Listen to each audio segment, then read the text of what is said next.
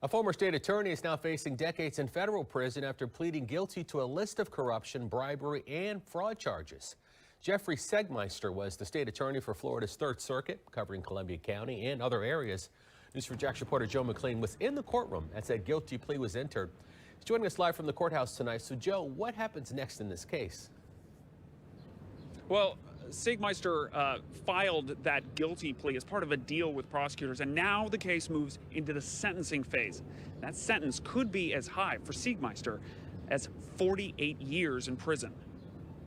After a career spent arguing in the courtroom, on Tuesday, former 3rd District State Attorney Jeffrey Allen Segmeister was on the other side of the law. 1 year ago this week, the 53-year-old ex-prosecutor was indicted on federal charges, including conspiracy, extortion, and fraud. The 33-page court document outlined a series of schemes wherein Segmeister accepted bribes from at least one defense attorney in exchange for cutting favorable deals for that lawyer's clients. In one instance, Segmeister admitted to taking a bribe in a case involving first-degree murder, arson, possession of a bomb, and domestic abuse. After taking a bribe, the plea deal had the defendant serving 13 months in prison with 8 years of probation. Segmeister also admitted to defrauding an elderly client out of more than $650,000 and lying about all of it on his taxes. In the courtroom Tuesday was David Phelps, who was Segmeister's successor in office. Well, it's been a long time coming. This has been an investigation that's been going on for a long time,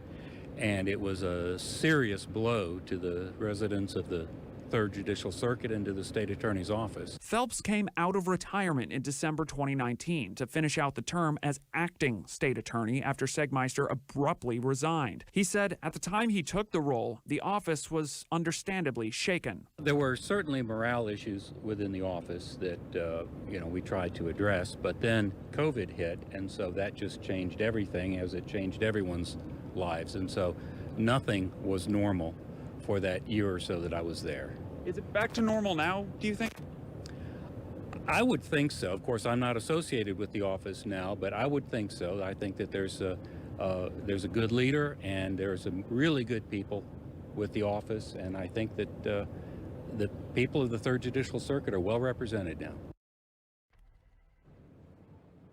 Again, Segmeister pleaded guilty to 4 of the 12 counts that were filed against him. Those other charges will likely be dismissed, although they could open him up to civil lawsuits. Meanwhile, as I mentioned, the sentencing guidelines mean that Segmeister could spend up to 48 years in prison and be forced to pay up to $1 million in fines, plus pay back full restitution to the victims.